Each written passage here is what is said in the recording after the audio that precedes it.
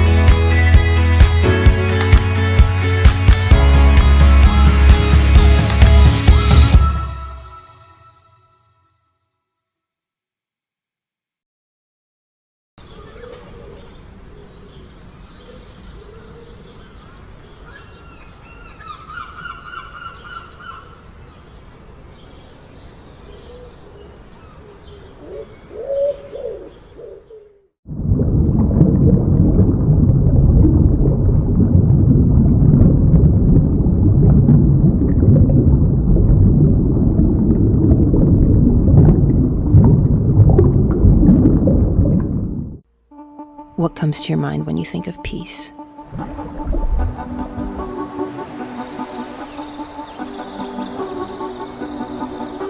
I think of a quiet paradise, and I open my eyes, because it's right here.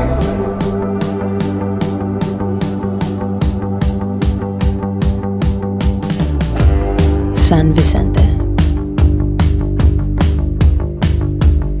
Despite everything thrown its way, it's back on its feet again.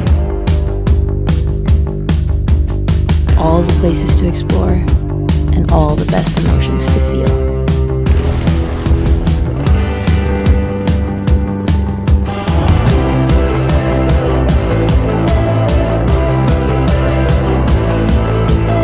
Experience this paradise with Sunlight Air.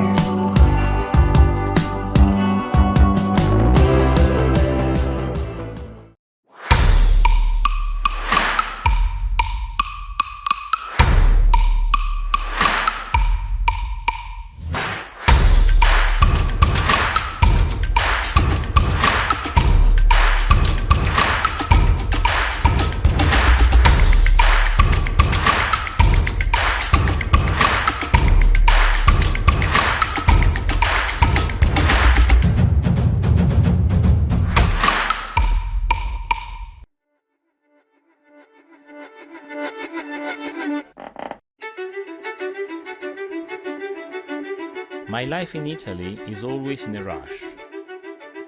The days are hectic, but I have always dreamt of a different life.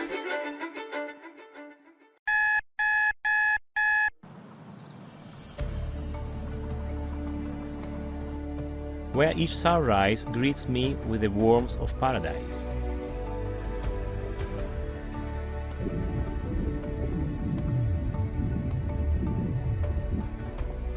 Where turquoise waters and limestone cliffs are my backyard. Where fish don't swim in glass cases. I dreamt of living in a house that mixes comfort with a deep concern for the environment, of sharing my home with others,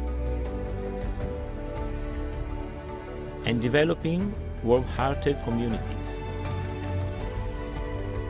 My dreams, they came true in the Philippines.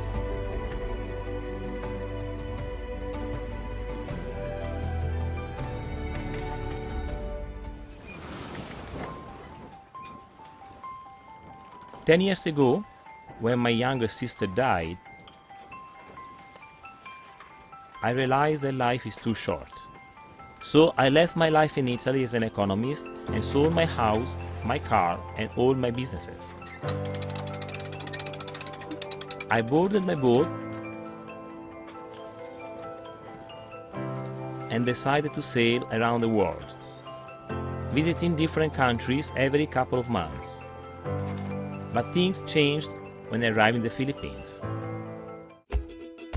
In 2013, I needed to apply in advance for an Indonesian visa. The nearest consulate on my route was in Davao, but what was supposed to be just a quick stopover turned into love at first sight. I knew I would keep coming back. I explored other Philippine islands and eventually found my new home in Coron. The island has everything I wanted for my dream retirement. Warm weather, breathtaking natural formations,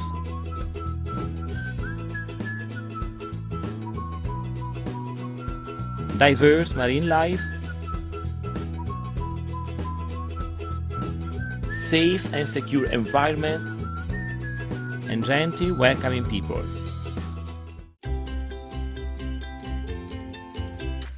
Thanks to the special resident retirees visa, I've been living in Coron for the past 4 years. It's a lifetime visa, which means I don't need to renew it.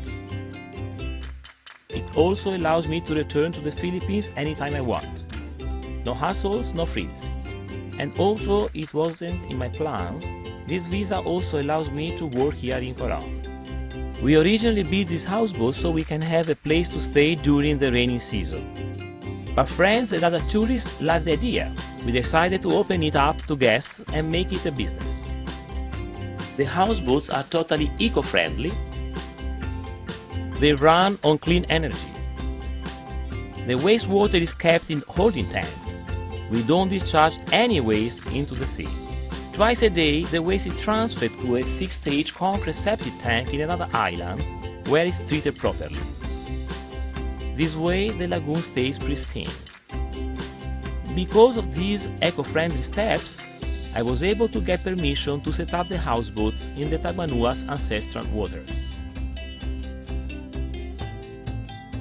I also partnered with the Tribe Association to provide livelihood and training to their young members. Good morning, Kuya Paulo! Salamat po, Kuya Jeffrey! Living in the Philippines is a dream. Here, I found a home. Here, I found a family. I've been to 120 countries. But the Philippines is the only one that made me want to stay.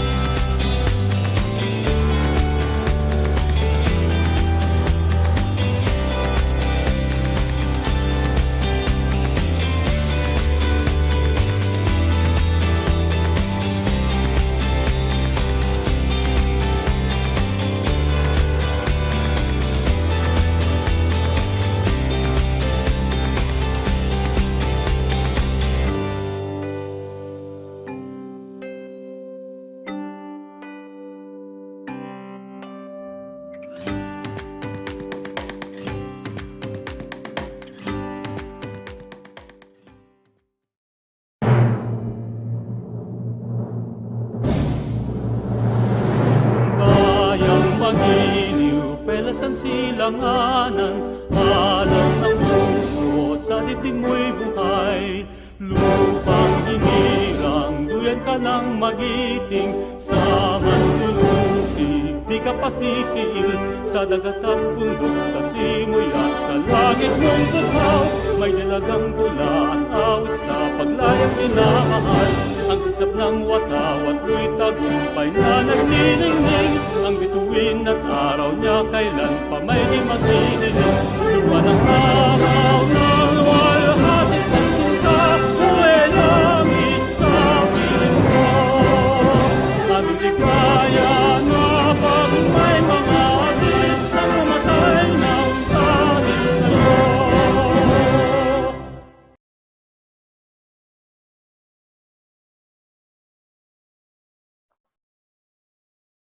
Good day.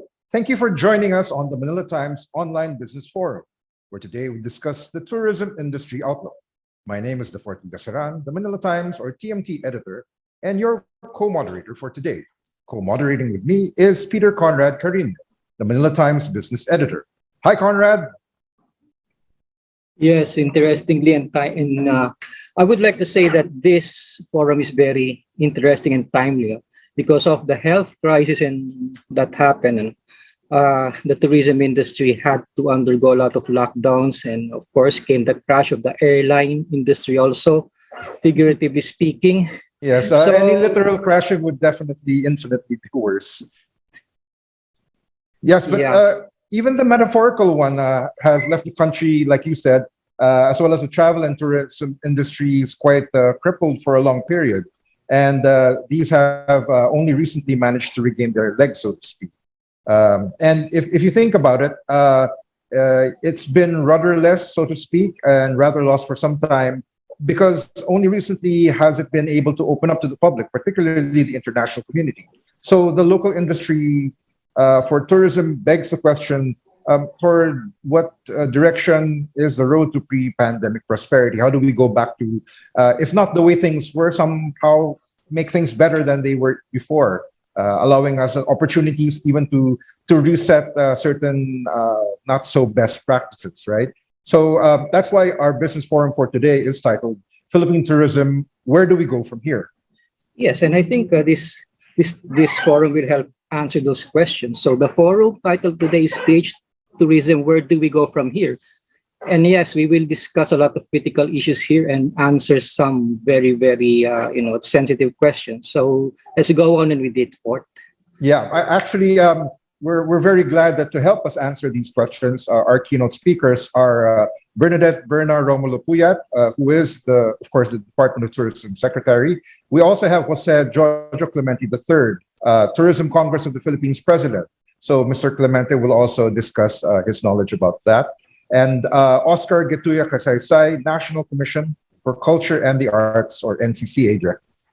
Okay, thank you, ladies and gentlemen, for joining us on this occasion, the Manila Times Online Business Forum on Tourism.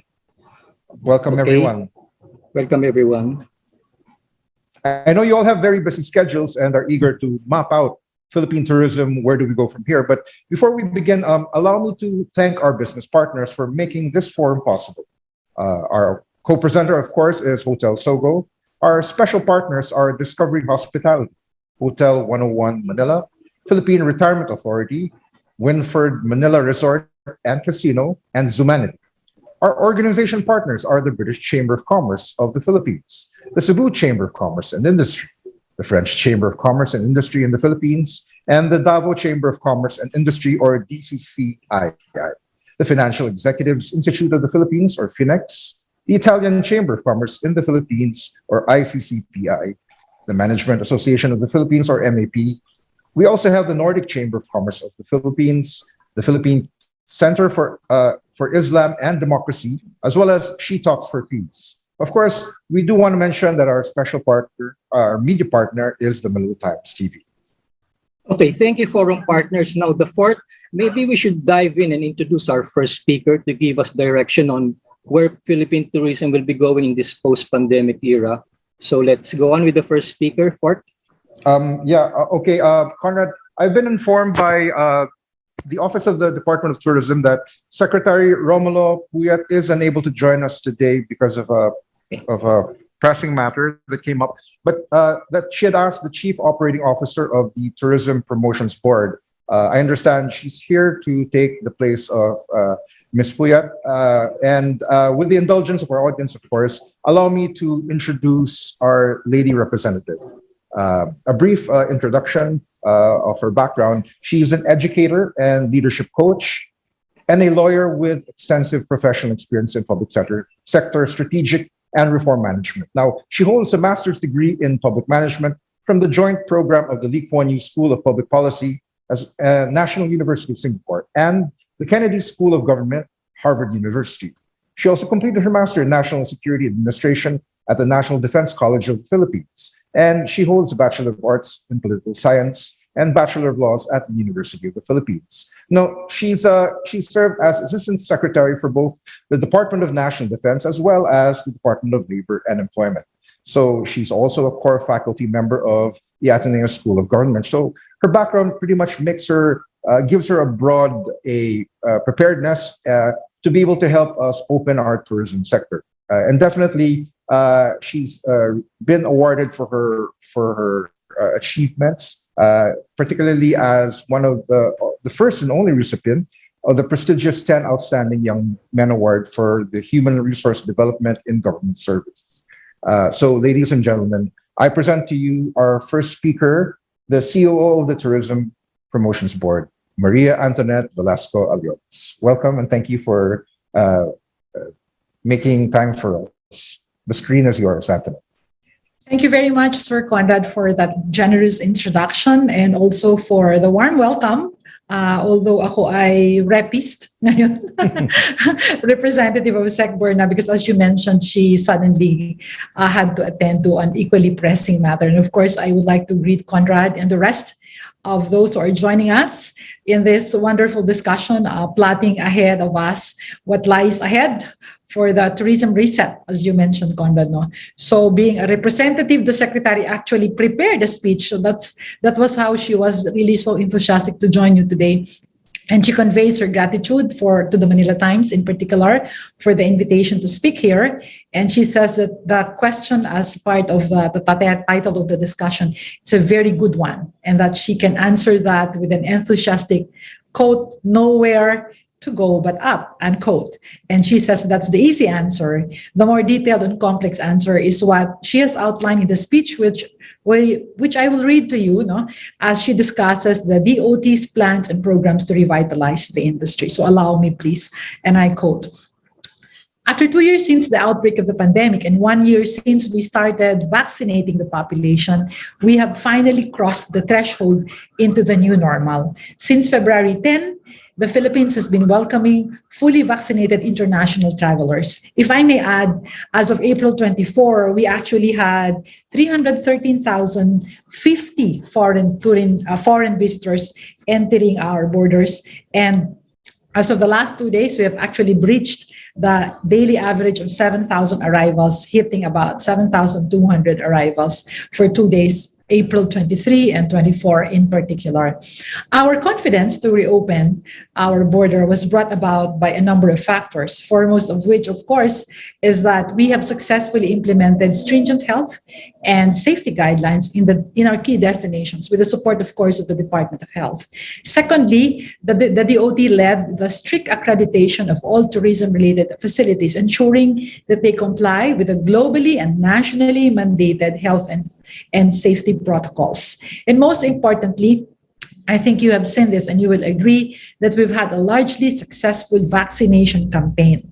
As of April 18, 2022, close to 70 million Filipinos have been fully vaccinated. And in terms of tourism workers, we have vaccinated at least 97% of our targeted tourism workers. In key destinations, 100% of our frontliners in the tourism sector are also fully vaxxed.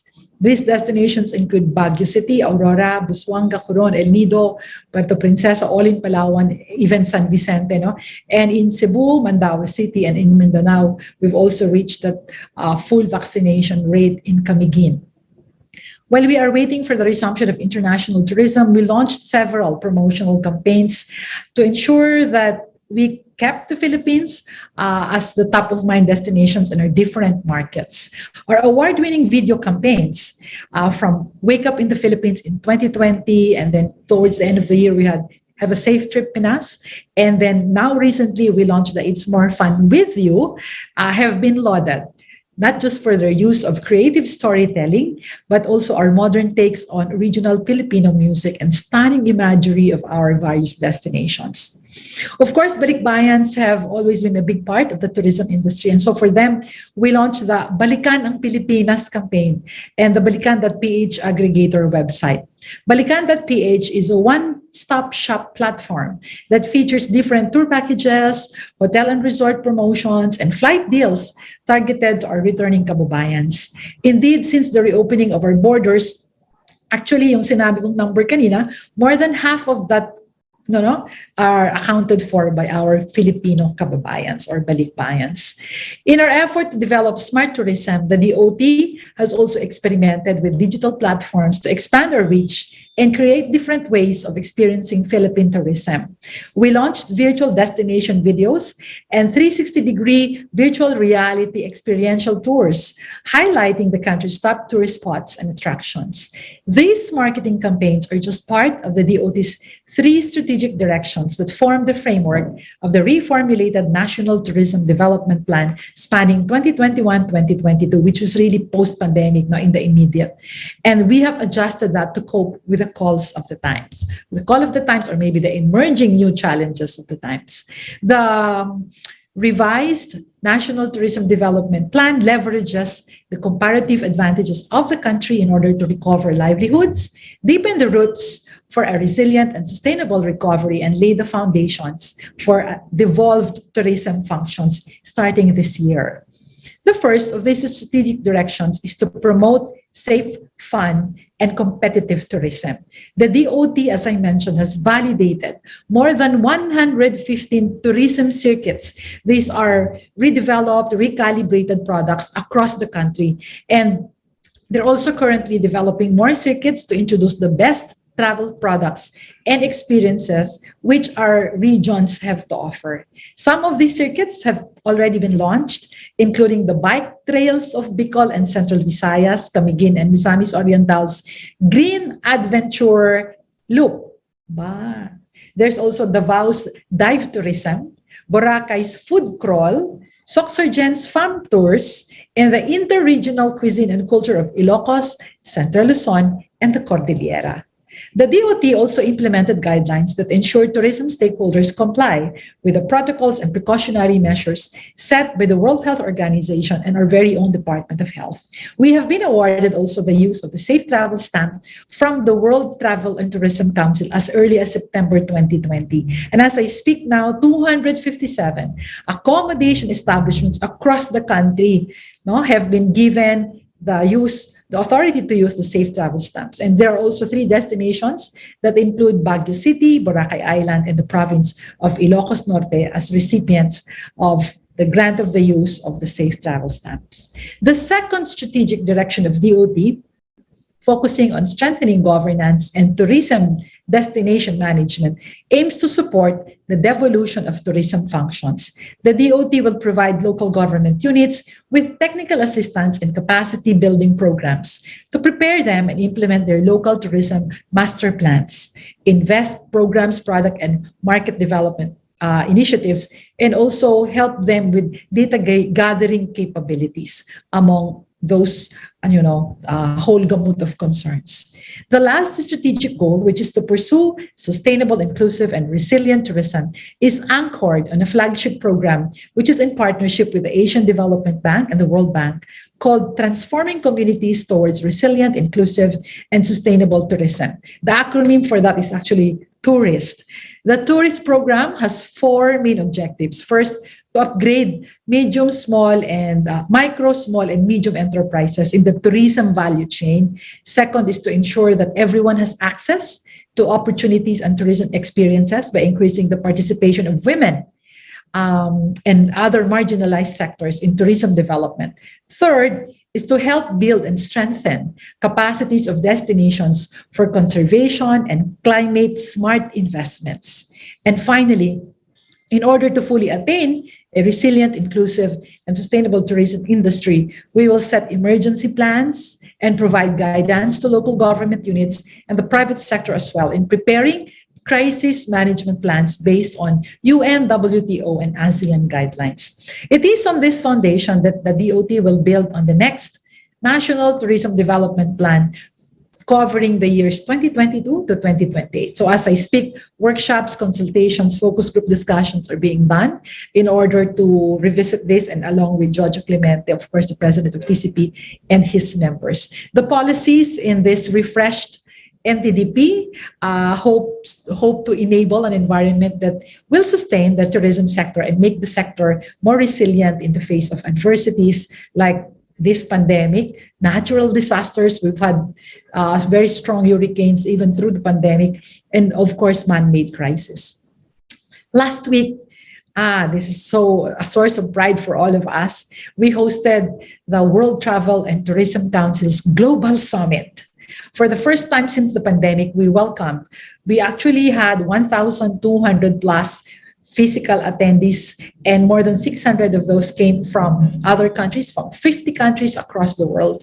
And these delegates came here, convened in Manila, and discussed what travel means in a changing world, how the sector can not only thrive and drive economic growth, but enhance social progress, and how we can move towards a more regenerative form of tourism. So your topic today also is quite apt and timely.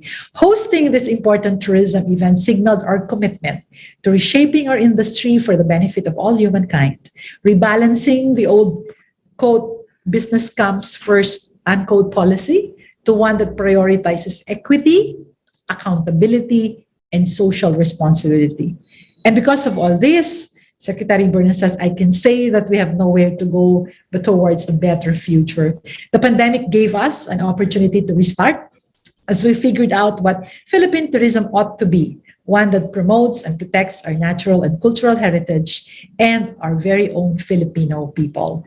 Let me again thank the Manila Times for this timely forum and for your support of the tourism industry. I look forward to what my fellow speakers, very good friends Jojo and Oka of NCCA, will share about their respective sectors as we collectively strive for a healthy, sustainable recovery. Maraming salamat po and mabuhay.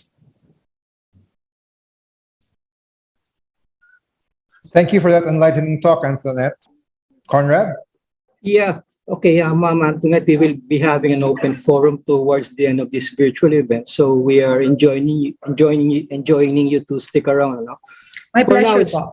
Yes, ma'am. Thank you very much. For now, it's time to introduce our second speaker. Okay, his name is Jose Clemente III.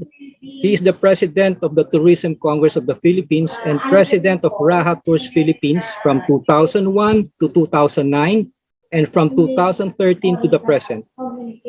He joined the company in 1992 as a reservations officer and climbed the ranks to become its assistant general manager and then general manager within 5 years. He also worked as a senior executive for Trans Inter Corporation, Philippine Travel Agencies Association, Movenpick Resort and Spa Cebu, and World Walker Destinations.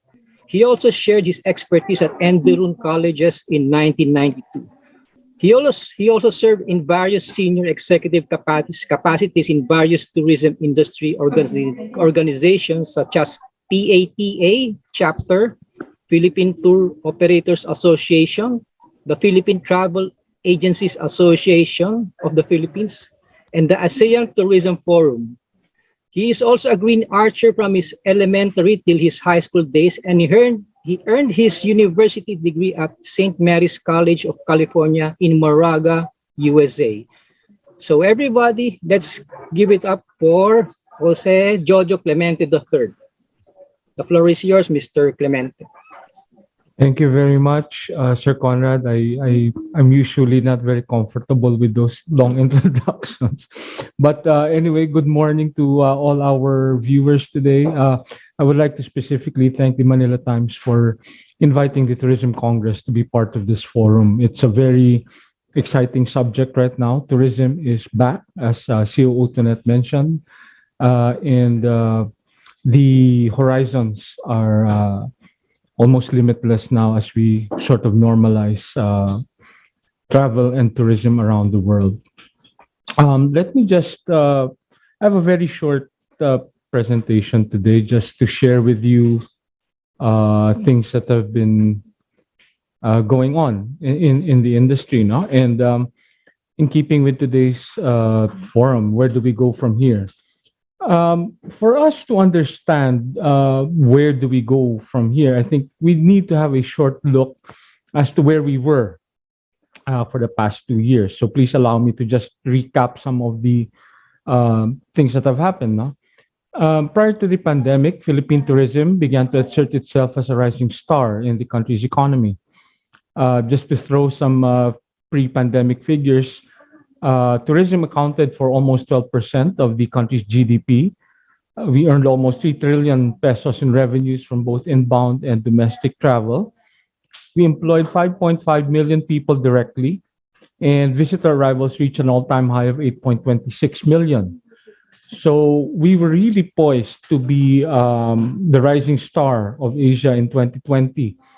Based on our trade shows and the various meetings and reports that we were receiving from late 2019 to early 2020, it seemed that we would have set another record figure for arrivals in 2020. Well, unfortunately, things happened and our borders were closed to travelers since mid-March of 2020 with the lockdown.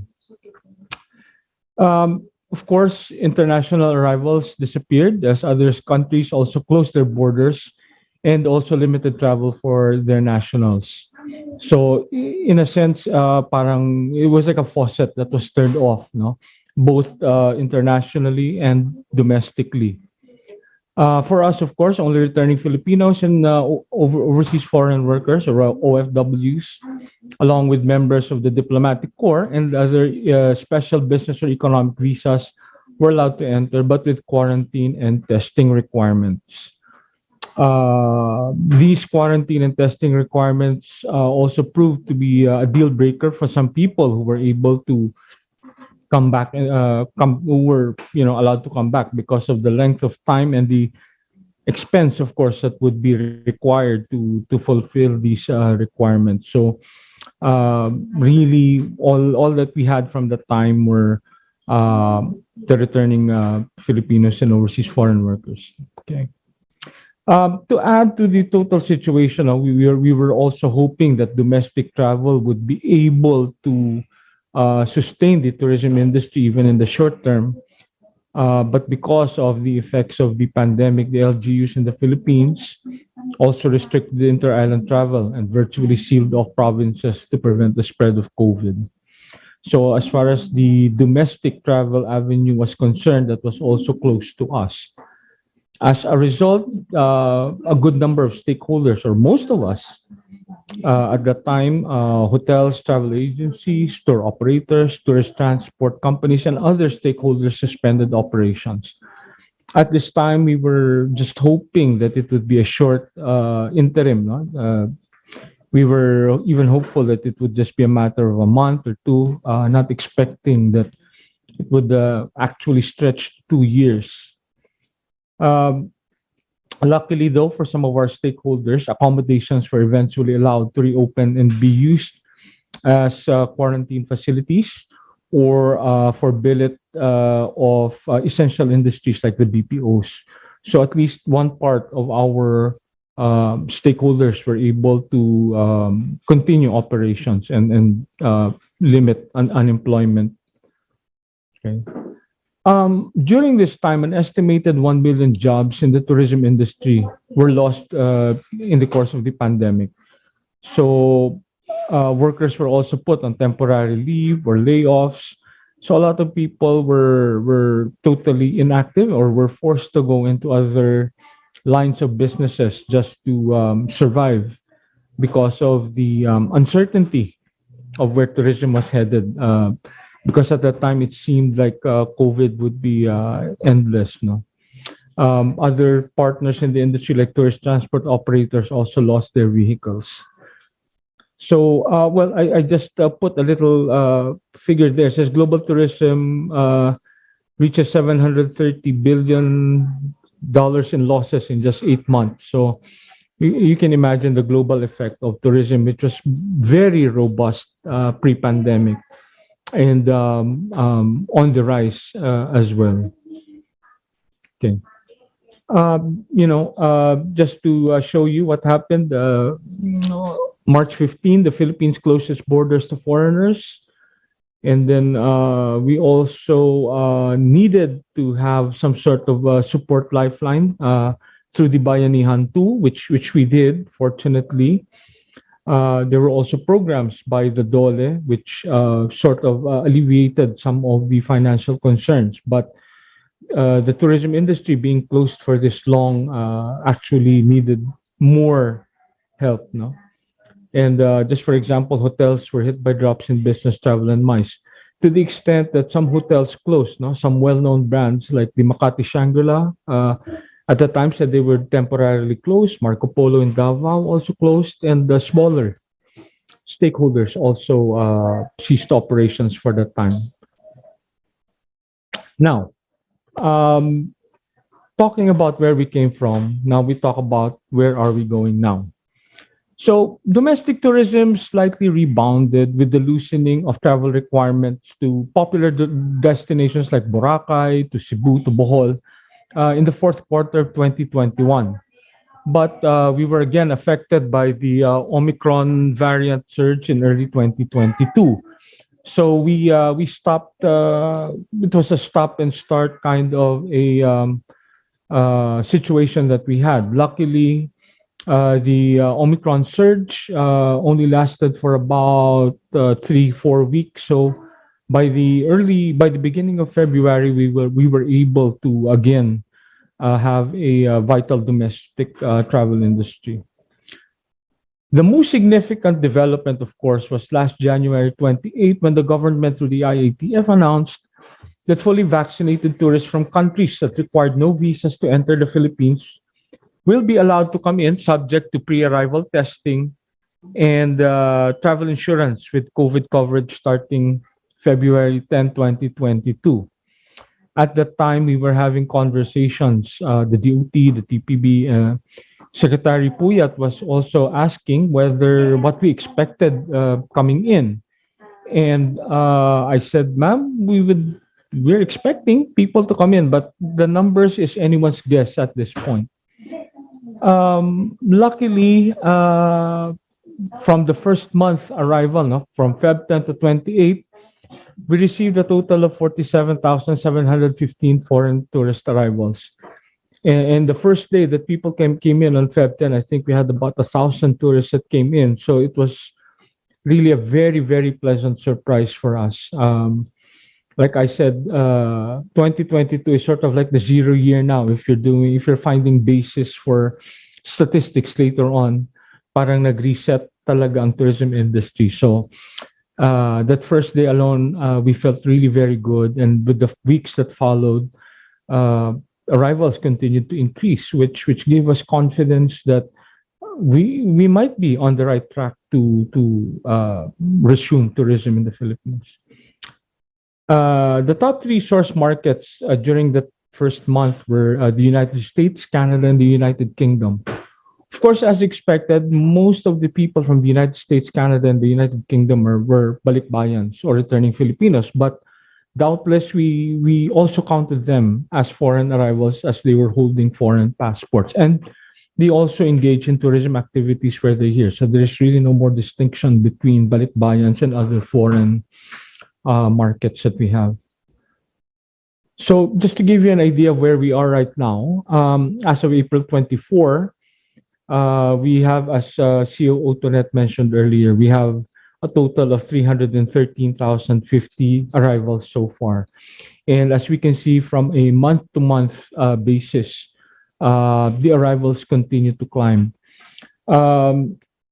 it's hard to predict where the numbers will go from May onwards because this is the traditional low. We are now entering the traditional low season once June, July, August comes in. But from a tour operator point of view, which we are seeing more increase than usual for the what we call the off-season month. So we're quite confident that we will be able to sustain some of this growth moving forward, with a lot more bookings really coming in towards the winter period. But we will have some assumptions that we will have to make, which I will show you a little bit later on. So as of now, all things are doing well, and we keep our fingers crossed that we continue to be a destination for travelers who are engaging in what we playfully call revenge travel. Okay. What we noticed now in the first couple of months that came in, most of the foreign tourists that came were from the long haul market, such as Europe and North America. Now, people were asking why was this so? We have to remember that in Europe, in North America, the ability to travel or the requirements to travel are looser than what we have here in Asia. There's not too many tests required anymore for going out or coming back, no quarantine. So it's much easier for them to take trips and to come back to their home countries eventually. So we suspect that this is one of the factors that played into why the long haul market were the first people to come into the Philippines. Domestic travel also started to increase as the number of cases of Omicron infections began to creep downward, and LGUs again loosened restrictions. As of now, most of our domestic tourism destinations have started to reopen, as evidenced by Banawe just opening up a few weeks ago. Sagada is just opening up. And again, the robust domestic travel patterns have emerged during this past Holy Week. We saw that Boracay even breached the carrying capacity. So people are now really willing to go again and visit other places in the country. Demand continues to remain robust for the following months, and we expect more of the winter season of 2022, barring any unforeseen circumstances. Okay. So again, COO Tonet mentioned the WTTC conference, which happened here last week, and the assessment was that the Philippines actually reignited travel in Asia Pacific, being one of the first countries, or even dare I say, the first country to reopen to foreign tourism without any quarantine requirements and without any arrival testing procedures. So these factors, which were actually recommended by the doctors of the IATF, really helped us to resume tourism in the Philippines, and now we are reaping the benefits of that. As we go forward, there are certain things that we in the private sector are looking at now, things that can affect tourism moving forward. And the number one thing that we are looking at right now is the situation in the Ukraine. We are hoping that the situation does not escalate and peace is eventually established in that area, because it really has affected global travel also. Especially with regard to petroleum products. Of course, we know that air travel is one of the most important or one of the basic elements of travel, and high petroleum prices and uncertainty over areas where our flights fly over can be a deterrent to travel later on. And the second point plays into that, the prices and rates of tourism products will have a tendency to go up as petroleum prices start to go up as well. So these are things that we are closely monitoring. Of course, we are still in the middle of a pandemic. The WHO has not lifted it, and we are always on guard for new strains of COVID, whether they be the mild strain or, God forbid, a stronger strain that we've already had. And again, this would be one of the prime determinants whether we can continue with the recovery of tourism. Okay. We're also looking at the resumption of full flight frequencies. As we saw in the during the pandemic, a lot of air carriers, domestic and international, had reduced their flights, of course, for economic measures and for practicability. And this also hampered international tourism. As we are now seeing the resumption of people traveling, it's imperative that our carriers continue to again build up their flight frequencies to go back to where they were pre-pandemic or even more, with the desire now to travel and, as I mentioned earlier, to engage in revenge tourism. Okay. Locally, one thing we are looking at here in the Philippines is how the LGUs will use their additional budgets for tourism as a result of the Mandanas ruling. Local government units will be receiving amounts for tourism because of the Mandanas ruling. They will now be able to budget for their marketing expenses for tourism products. So we would like to be able, no, as a tourism congress, we would like to be able to help LGUs to plot or to come up with marketing initiatives that will promote their respective areas. How we use this budget will also determine how visible we will be in the international market. So it plays an important role as far as Philippine tourism is concerned. Okay. Now, there was also a shift in what travelers were looking for. No, of course, they are still looking for sand and sea as far as the Philippines is concerned. That's really our main product, and this is something that we have acknowledged already. But during the time of the pandemic, people's outlooks sort of changed, and we found new trends that came up as reported to us by our partners and by our Department of Tourism offices abroad. No? And these are the common things that travelers will be searching for moving forward. No? They will be looking for more experiential tours, meaning to say they want to be involved. It's not just a matter anymore of just sitting in cars or buses and looking to this monument to the left, monument to the right.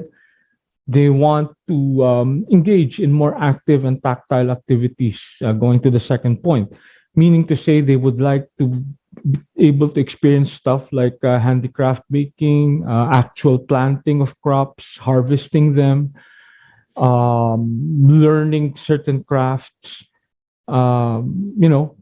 things that would expand their horizons. Being locked up for 2 years made people realize that there is such a bigger world out there which we took for granted. And I think tourists now are looking for things that would enrich their lives. And other things they would be looking for would be tours that explain and show the culture and history of the Philippines on a deeper scale. Whereas before, when we visit countries, we just get parang history 101 of a country. But now there are certain things that they will find interesting, and they can, and we need to find linkages with our culture, our history, to wherever particular country they come from, just to show them that we are all interconnected in some way or another. Culinary experiences also.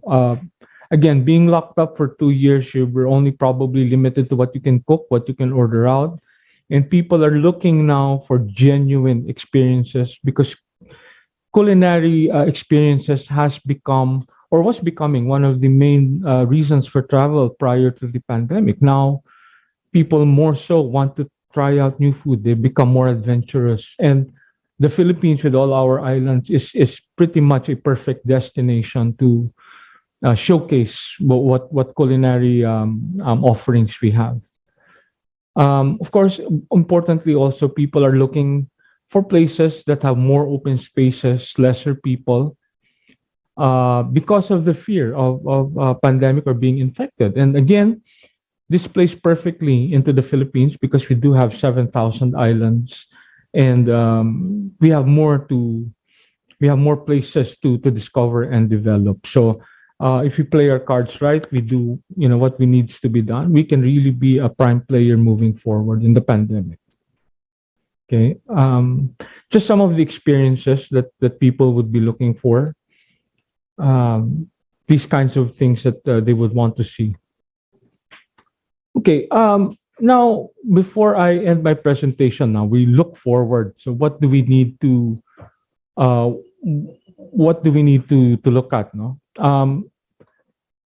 we need to develop more destinations and gateways into the Philippines, as I mentioned earlier.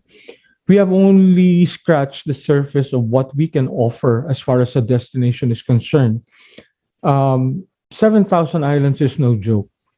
But for us to be able to use the 7,000 islands, we need to have proper infrastructure. We need to have gateways in place for us to be able to spread the benefits of tourism across the country. So in connection with that, of course, we will need investors and investments for sustainable tourism infrastructure. So we need to build hotels, airports. We need to put in ferries, more inter-island flights, things like that. More of these investments can really put the Philippines over the top as a viable or even a desirable destination for tourism. The next point is something that I think CEO Otonet would agree with me, is that we need to have close government and private sector partnership. In the last 4 years, or especially during this pandemic, we have seen how effective this partnership was. The DOT, TPB, and the other attached agencies were also closely engaging not only with the Tourism Congress of the Philippines, but with the other tourism organizations, not only here in Metro Manila, but around the regions, to come up with solutions to problems that came up during the pandemic. And this was something that proved to be very beneficial to both sides. Of course, we cannot agree 100% on everything, but the thing is, we were able to power through the pandemic because of this partnership. One thing also that was mentioned during the pandemic, and is still being mentioned now, and even being discussed during the WTTC summit last week, was the need for streamlined travel requirements, both globally and domestically. As of now, different countries and different provinces here in the Philippines still have some differences as far as seamless travel is concerned. There are still different requirements, different apps that you need to sign up with, different testing requirements. And as tourism continues to recover, there will be a need to streamline or at least find a common set of requirements that will make travel easier moving forward. We also cannot overstate the need for the appropriate budget for the DOT and marketing, and its marketing, to be in step with our ASEAN neighbors. In years past, the Philippines has always received a lower budget compared to what other nations in the region have been allocated. Of course, Thailand being the foremost, probably the foremost country in terms of a destination that is really supported by the government.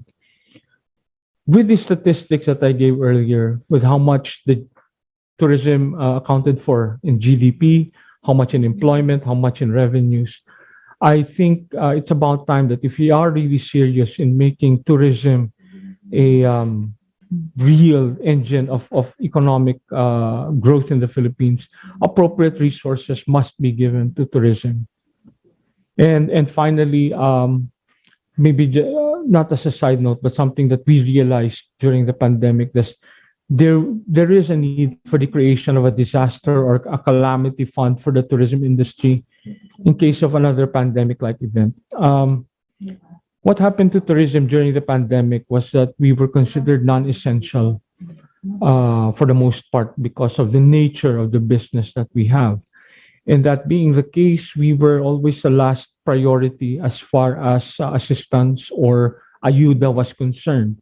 And we really had to fight for whatever we got unlike other industries, of course. So we do understand, we did understand that, of course, in the great scheme of things, when you don't have tourism or tourists coming in, of course, tourism becomes a non-essential industry. But there must also be the outlook that once tourism resumes, you must have stakeholders still alive and surviving to again build up that significant part of the economy. So I think we've learned our lesson as far as resources are concerned. So this is something that is on our wish list as far as that is concerned.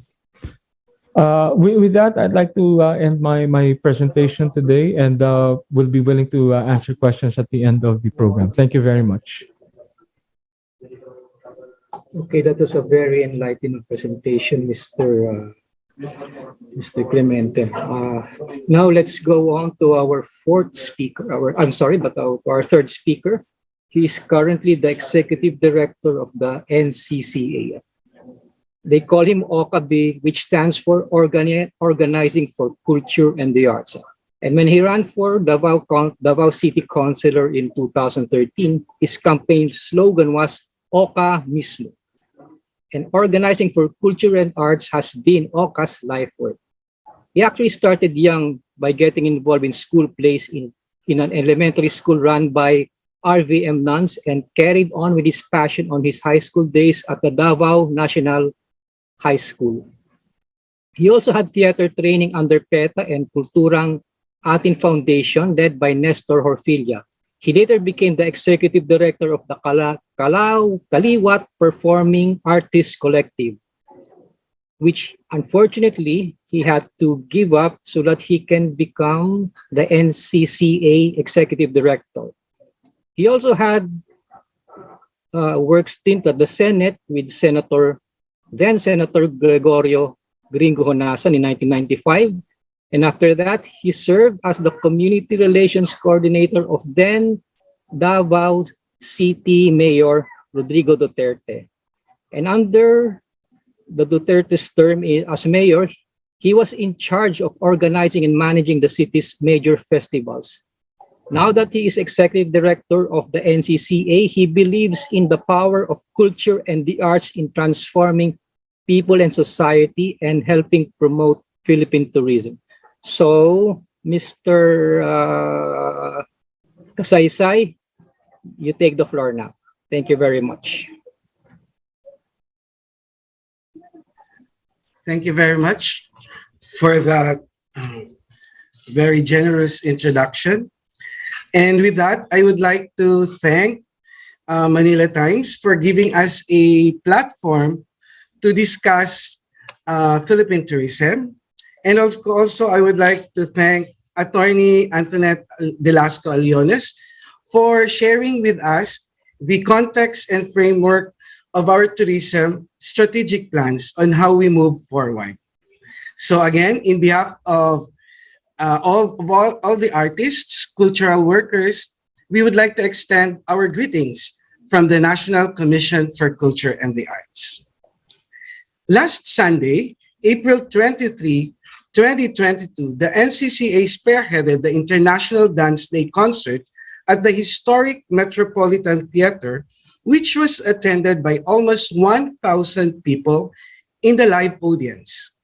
For me, it was a strong signal that we have already returned to our pre-pandemic ways of doing things, except for enforcing health protocols such as wearing of masks and observe social distancing.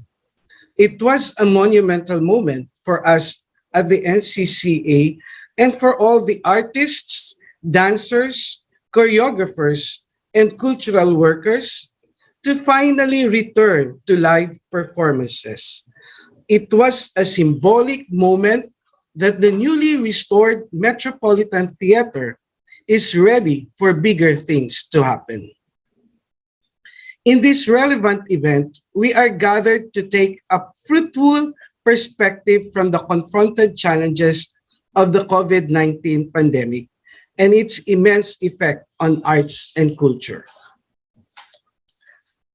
being the primary government arm dedicated to promote and protect Filipino arts and culture, the NCCA has given assistance to our cultural workers and artists during the onset of the pandemic, as well as initiated programs and projects to inspire our kababayans to continue moving forward despite the tides of this pandemic. Padayon, as the title of our online program connotes, which means moving forward. In the awareness and literacy of our cultural heritage tourism, we have come to the realization that it is indeed fundamental to study the importance of our very own cultural heritage sites. In the long run, as it benefits our local economy, education, arts, culture, and traditions, we refrain from the irreparable and irreversible damage to the heart of Asia's cultural identity, as described by United Nations World Tourism Organization, or UNWTO, in view of a vivid outlook of cultural heritage tourism. May we understand that our cultural heritage is not just the past, but rather the past of a particular people or community in a living context. These, in a clearer sense, are not just reflected through monumental forms, but in more intangible ways, such as our contemporary behaviors, practices, festivals, cultural rituals, artistic performances, and creative expressions as key element to cultural heritage tourism. Other experts aptly put, culture is the basis of our tourism. Through these intangible ways, we can proudly showcase our preserved enacted traditions, which are the genuine value of diverse, sustainable tourism development. The NCCA's role in the preservation and protection of cultural heritage sets forth the privileges of our local cultural property when it comes to priority government funding, incentives, private support of conservation, protection, and restoration. All this then benefits dedicatedly our natural cultural treasure, national historical landmarks, official heritage marker, important cultural property sites, and monuments. In this sense, the NCCA plays an abundant contribution to the Philippine tourism as it spearheads the Cultural Properties Protection and Regulation Division, or CPPRD, which aims to enforce certain provisions of our Republic Act 10066, or the National Cultural Heritage Acts of 2009, or the Republic Act 11333, or the National Museum Act of 1998. Through the CPPRD, we are enabled to collaborate with the United Nations Educational, Scientific, and Cultural Organization, or UNESCO, in ensuring the conservation and management of the World Heritage Sites of the Philippines, which are divided into cultural and natural heritage sites. Under the cultural heritage sites, we are blessed to have our very own Baruch churches, historic city of Vigan, rice terraces of Cordilleras, and of course, for the natural heritage sites, we have the Mountain Hamiguitan Range Wildlife Sanctuary, Puerto Princesa Subterranean River National Park, and Tubataha Reefs Natural Park. Not just that, as declared by the National Museum and NCCA, the country has now 311 important cultural property and natural cultural treasure. Also, we now have registered 186 local cultural property consists of heritage landmarks and historical sites. In the knowledge of these cultural resources, let this be our call to action in exerting more effort and dedication to merit protection and to hold responsibility accountable for our important cultural property and national cultural treasure. Let us flourish our solidarity and unity starting from the Commission to our pertinent cultural agencies, local government units, such as that of the Sangguniang Resolution, and down to each individual standing with a firm vision of a Filipino people with a strong sense of nationhood and deep respect for cultural diversity. To this remarkable undertaking, we are enlightened and empowered to achieve our goal to stimulate and local solutions in our communities through capacity building in best practices. Daghang salamat sa inyong tanan at mabuhay po tayong lahat. Thank you for that very inspiring talk, Oka. It makes me want to pack my bags and be on a jet plane already to immerse in our cultural experiences. Yes, thank you. So please stay on as we go into the open forum portion of our program. And may I invite also our previous two speakers, Tonette and Jojo, to please join us. So we'll be fielding questions from our audience at this point. Okay. Regarding, of course, congratulations for the most recent World Tourism Summit that we've had. I understand it was very successful. And well, we do have a question regarding, because Tonette, you mentioned earlier that there are a lot of marketing materials and you have the 360 view of tourist locations. So these are all some developments or augmentation of existing or previous marketing. We have one person, Ida Chongson, asking how they may view or where they can find these 360-degree virtual tours and all the other marketing materials that you mentioned. Thank you, Dafford, for that, and also for your support to the summit that was recently held. And thanks to Ida for that question, because it means they're really interested. I will type in the chat the specific link, but both the microsites of the DOT and the Tourism Promotions Board actually have these available. So if I may mention in particular, the virtual tours, you're right, Dafford, these were augmentation of the traditional materials that we had to campaign for the country. Through the pandemic, if you remember, during the lockdown in March, April 2020, we launched the virtual Visita Iglesia. So that gave the impetus to developing further new materials that cover also the rest of the destinations across the country. So each region is there and you can actually browse it on your own. And yeah, I'll type the link in a minute. Thank you. Okay, sure. If I may just give a follow-up question on that though. In terms of, because when the moment we have digital components and virtual aspects of our existing on-site or physical experiences, it allows us to better have a feedback system in terms of metrics actually. So we're able to measure how effective these campaigns are better with the digital components. Would you be able to share with us how it has helped or how well we've improved with these virtual tours, augmented reality experiences, and so forth to complement our actual experiences of the countryside, of the country?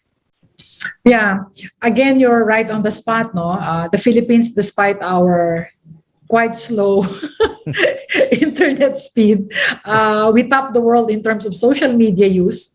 And you're very right, Dafford, the adoption of the digital content that have been made available, it is also expanded the reach in terms of engagements. So particularly our millennials, no, galing mag-share. It's easier to also disseminate and cascade the different materials because they're available digitally, and it doesn't cost as much as the traditional media forms, no, that we had before. So engagements have increased, if I may say, have multiplied even, and this is something that we will keep also, no, looking forward. As to your question, how does the future of tourism look like?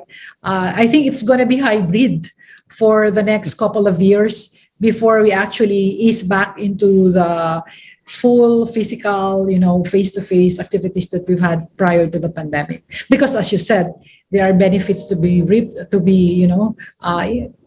we have benefits derived from that, like expanded access, and also the engagements are there, real time.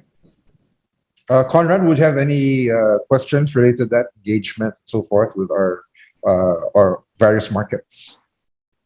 Yes, I'd rather ask another question. Yung particularly on this, the Ukraine-Russian war.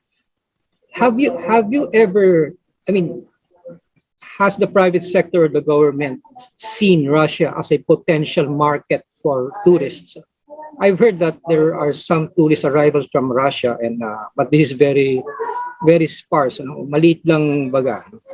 Now, it is also in the best interest that this Russian-Ukraine conflict be resolved immediately. Now, my question is that, is Russia a potential market for the Philippines, given the fact that we are a tropical country and they're more of temperate? That's all, sir. Yeah. If I may, Sir Conrad, actually, Russia has already been one of our bigger markets prior, no? When they opened Russia for travel, I think, how many years ago was that? The interest for the Philippines was actually quite large. And we actually, I don't have the figures with me right now, but if you go back years, Russia actually became one of our main markets for Europe. It only stopped when the Russian economic crisis hit, when the ruble devalued. So we saw a fall in Russian travelers coming to the Philippines. But recently, prior to the conflict, they were starting to make a comeback again. But unfortunately, because the Russians now have lost access to some of their payment methods, like credit cards and everything, again, that market has fallen off. So not even Russia also, but from the Ukraine, from that whole region, actually, we've already had arrivals. So as you said, it is in our best interest that conflict be resolved sooner rather than later. Well taken, sir. Thank you for your answer. So, yeah. Sir, the fourth, if I just might go back to the previous topic about marketing. Yes, please do. Yeah. Yes. Alam mo, in fairness to the DOT and to the TPB, there were many people during the pandemic who were questioning why was there still budget for marketing when there were other priority things that needed to be taken care of. The simple answer to that was that we still need to keep the Philippines in the consciousness of travelers once the pandemic ends. And when we reopened February 10, I think it showed the value of keeping our marketing initiatives alive during that time. We may not have been able to allocate the same amount of marketing resources, but we were still able to. I mean, again, in all due fairness to DOT and TPB, and that is the reason now why we are reaping the benefits of reopening the industry. So people remember the Philippines because Yes. with so little, we were able to do so much. And my hat's off to DOT and TPB for that. Thank you, Jojo. Oka, maybe would you like to add your 2 cents to the current discussion? Yes, actually, the pandemic gave us a more deeper understanding of our culture and arts, most especially in educating our young people. So this gave us a platform through virtual. No, although to be honest with you, kumakapa pa rin po yung ahensya as far as developing this new platform in reaching out our youth, because these are the future of our generations, and we would like them to educate our history, our past, how very colorful it is, and how it affected our present generation. So in appreciating this, give us a sense of pride of moving forward. So I think the pandemic also gave us a positive aspect in this light. So it gave us more understanding and deepening our sense of patriotism and sense of nationalism in appreciating our history. So that's it. Yeah. If I may add to Oka, no, Dafford, Yes. if I may. And Oka, you will agree with me, because last Of Sunday, We were together. we were together last Sunday at the Met, because my daughter Yes. performed, so I was a Yes. stage mother role. I had a stage mother role, but it was the At first least you're time. honest. Yeah, Yes. it was the first time for the dance community. 22 troops all over the country, To the country. Came together to dance. And the energy, Dafford, Sir Conrad, it's different, no? So the challenge really for our culture sector, well, it's important to know them, to read about them, to view them. It's a 4-dimensional, even 5-dimensional, di ba, product to really fully enjoy. You need to watch it with your eyes, the food you need to taste.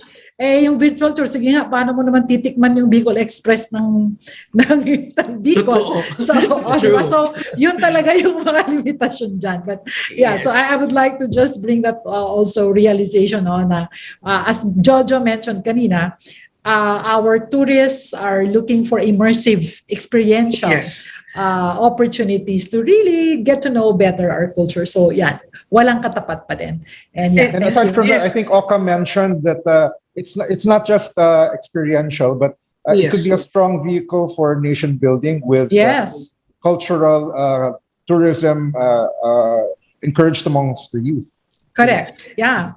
And also yung inclusion, no? Kasi what really struck me during Sunday's performance was the couple where the husband is actually wheelchair bound.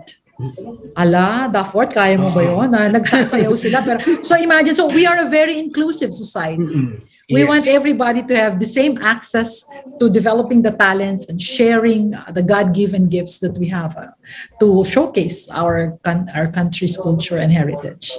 Yes. I think Okay. Conrad wants to share a question actually. Yeah. I'm very much aware of the value of yung mga sinasabi niyong native dances and tourist spots like the rice terraces.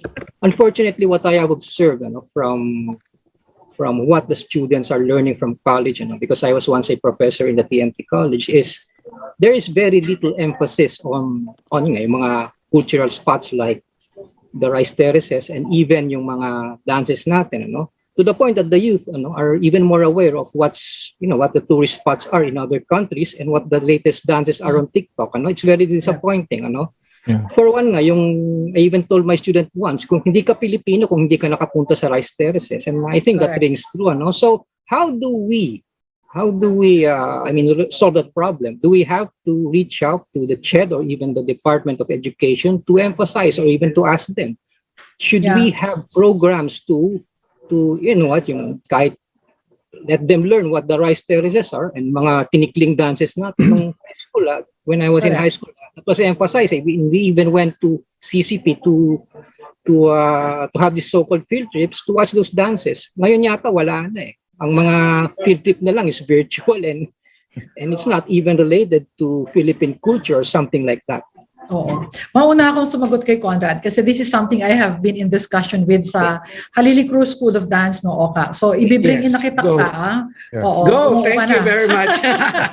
Sabi ko, Conrad, dun sa mga dance troops, and I was speaking to teacher Shirley Halili, who is the NCCA Dance Committee Chair. I said, sakyan natin tong TikTok craze or whatever is the IG, and we'll bring the girls, the dancers, magsasayaw sila, dance in the destination. Diba? Ang cute yata yun, ha? Mahirap Yes, magtiniking agree. sa rice terraces, malalaglag ka doon. But just to, as you said, Sir Conrad, just kasi mahirap ipilit yung nakagawian natin. Siguro tayo dito yung mga same age group, no? Yeah. Na tayo talaga gusto natin ganito. But in this generation, iba eh. You need few seconds of something that really appeals to them. So, okay, we will give that to you. But also our ulterior desire to actually bring in the element of deepening appreciation for culture and heritage. So, we have Yes. to plot that. We have to plot that across the Yes. country, no? Agree. And I told Teacher Shirley Halili, teach the TPB will support, because this is one way to promote the destination. In the same way, Sir Conrad, last year, it was the 40th year of the Lubbock Children's Choir. And they could not do a concert. They didn't have money to support the scholars. But TPB told me and my staff, COO, it's not our mandate. But I said, we can make it our mandate. And you know how we did it? We asked the Lubbock Children's Choir to sing their repertoire in all the destinations within Bohol. So isn't that a good way to promote, but at the same time support them? So they have been able to come up with an album, an anniversary album, Soul of the Place. And in fact, they were selling the album at the WTTC Summit because the proceeds go to funding the scholarships of the kids. So it's a good way to connect all of the needs of the society. So salamat, Sir Conrad, and we will tap you. Yes. Kasama ka namin dito. I think we're gonna start seeing Conrad on TikTok. That's a new thing. Wag lang sayaw kasi No, I kind of envy Conrad. He looks like he's joining our forum here from a tourist destination itself. Actually, parang Panglao nga yan. Is it Panglao or Siargao? I don't know. This is just virtual. But I hope that's real. It's one of those two things. Travel na kayo. Well, speaking of travel, if I may, one of the, I think it would be an important concern to consider, given that you did say or give us an idea that there are looser restrictions to allow the sector to get back on its feet and to allow international clients to come in droves again like before. However, we are aware and we know that some places are hotspots for COVID now. In fact, Hong Kong is just recently coming out of a lockdown, and Shanghai is still under hard lockdown, along with surprisingly New Zealand, which had been one of the places that had been had reached zero cases. So now, how do we then deal with incoming tourists from these hot zones or high-risk areas? Well, I think we've made it simple in the sense that we require them to be fully vaccinated. I think that's the first line of defense that we have, is that we require them to be fully vaccinated. Now, I think the discussion in the IATF, COO, correct me if I'm wrong, is that what will we consider now as fully vaccinated? Would it be with the booster shot, with the first booster shot, or do we consider second booster shot? So I think that's still in discussion as far as the IATF is concerned.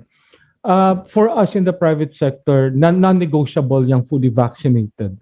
So that's like the barest minimum that we will require, no? And then even the testing before arrival, it's been made easy. Yeah.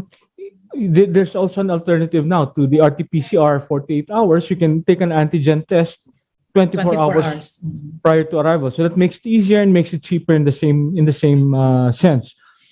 So sa akin lang, for us, those two requirements are actually good enough right now for us to attract people. And I think we've already shown, I think and yung quarantine period pala, that was a major breakthrough that we did away with the quarantine requirement. So even if someone comes from, say, Beijing or New Zealand, then it that no longer requires a 10-day or so kind of. Yeah. Because the negative RT-PCR test before travel and their vaccination status would suffice. Pag hindi sila vaccinated, dun lang sila ulit i-require mag-quarantine. Mag-quarantine, 5 days yata, COO, no? Yeah. Right now, it's 5 days. In the cases of some of our markets, like you mentioned China, the fourth, no? I think it's also their government that's discouraging them from traveling muna. Correct. So, even in Beijing now, no? Ang taas ng cases. Yes. Technically, they're allowed to they're allowed to come in because we started allowing even visa required countries not to come in, but with the Correct. same conditions. But in some cases, it's the government that sort of telling them to don't travel first, or maybe outright no traveling allowed. So that sort of solves the problem in that sense. Okay. Would you want to add to that in terms of how the NCCA would be able to deal with the surge in not cases but Yeah. tourists? Yes. Actually, even our local partners, our local partners and LGUs are pushing through with their different festivals, and they are encouraging us to be part of which to document and then to share our platform, especially so that we have a platform of the Facebook and Instagram of our NCCA page to share what's going on. So actually, even us, no, kahit na takot din kami to travel, even domestically. But then again, it's our mandate, it's our call of duty.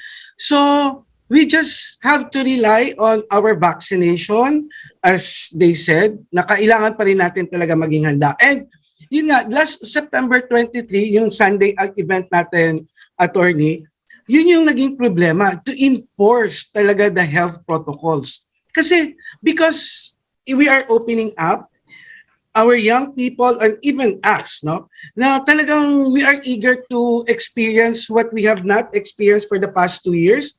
So nakakalimutan natin, number one, yung social distancing. And because we are now, we are ready to mingle, we forget that we have to embrace, that's how warm Filipinos are. No, we embrace, we beso-beso. So nakakalimutan natin na those are some of the protocols, health protocols that we discourage from because of the pandemic. But then, wala talagang sabik na sabik tayo, makita ang isa't isa, ma-experience and everything. We tend to forget the health protocols and later on face the consequences. So we just hope that we really enforce the health protocols, the sanitation of the hands, the touching and everything, the mask especially. So yun lang yun. We always remind our people, our cultural workers, our artists, especially now, the election, we can see online on how people attend rallies, even the performers not wearing masks. I just hope and pray that everything will be okay after the Uy, election. mahirap naman magtinikling ng may mask. Correct. Even Hindi ka makahinga. even kumanta, mahirap talaga. But you know what, Dafford, no, and Sir Conrad, I will let you into a secret. Kami, sa Tourism Promotions Board, even now, that the destinations do not require RT-PCR test or even antigen test before going. For the TPB, I have maintained it an internal policy. Before we go, like tomorrow, I'm going to Sorsogon for the regional travel fair. All our team go through RT-PCR swab because I don't want our destinations, to some, when an untoward incident happens, I don't want a case being attributed to tourism and the Tourism Promotions Board. So it's a commitment that we continue to live by. My own team, kawawa na yung mga ilong namin. Sabi ko, mas lalo ako. Kasi mas madalas ako mag-travel sa inyo. Sometimes in a week, I get 3-4 swabs. No? But sabi ko, but this is part of the sacrifice we need to do now in order to sustain the gains that we have to reopen the destinations. And kayo, our partners in the media, our business leaders, kasama po namin kayo kasi this is really a collective responsibility. No, I do not think twice in calling out our partners when I see violations, because it is, to me, sabi ko, nakikiusap ako politely, huwag niyo namang sayangin yung mga pinagsakripisyohan na natin. So yun po. That's very reassuring. But the thing is, though, despite all the best intentions, and for some, it's become lip service, and we are observing that behaviors that would kind of hint at a possible surge coming in the coming months, especially after the elections. There are predictions even from official sources that there would be or there have been preparations for that possible increase in numbers again. So again, since you have in all your three speeches, you mentioned resiliency and being able to deal with pandemics and similar situations as part of business as usual. Maybe could each of you give just a little bit more of an idea how, in spite of having another increase in cases, we can still manage to move forward and continue building up the economy through tourism. Okay. Jojo muna. Okay. Yeah. Age before beauty. Thank you, CEO. The simplest, one of the simpler answers to that is that let's not be complacent, especially with regard to booster shots. Kasi as it was proven during the Omicron surge, and I think maybe because the reason it was milder was that we've already achieved a certain degree of immunity because of the vaccines that we had last year. So we have to continue on getting the boosters as needed. Kasi we've proven that becomes a firewall in terms of the spread of the virus. And we also need to, and I always keep reminding people whenever, given the opportunity to speak in fora like this, is that, and as you said, let's not forget to observe the health and safety protocols. Let's still wear our masks. Let's still wash our hands, carry around hand sanitizers or alcohol. Simple things like that actually help to avert, and it sort of mitigates whatever possible effects of another surge comes. So again, knock on wood, sana wala na. But if it does come, then we still need to continue all of these things. And so far so good. Wala pa naman kaming nare-receive na reports from tourists. I don't know, COO, if you've already received any reports from tourists that have contracted COVID while they're here. So far, Yeah, so far none. Thanks we to haven't God. received Yeah. them. Thank God. So just continuous observance of what is recommended by our medical institutions like the WHO, the IATF, and things like that. So that's the best way we can, personally, how we can stop or mitigate further effects of COVID. If I may use one word to describe that, Dafford, and Sir Conrad, that would be mindfulness. Through the pandemic, we have seen how, before the pandemic, we have seen how people were mindless. For instance, very concretely, di ba tayo pag nakasakay sa aeroplano, pag-announce na boarding is ready, everybody goes to the line without distancing. Samantalang may upuan naman, pero nag-uunahan. Pag landing ng aeroplano, nag-uunahan na naman. But now, through the pandemic, I've traveled through the pandemic, and now, we cannot go back to that system. You really have to abide by the row by row boarding and the row by row disembarkation. And by mindfulness, this encompasses what I said this during the summit when I sat in a panel. 3 A's. Awareness. Dapat alam natin lahat, ano na yung sitwasyon doon sa lugar, what are the protocols, what are the requirements. Nag-change yun ng protocol, wala ng RT-PCR, antigen na lang, but you need to register. So, awareness. And awareness, speaking of, we launched in November 2020 the official Philippine Travel App. Right now, it is an information hub. It contains all the information you need to know. What destinations are open, what are the requirements. The second A is acceptance.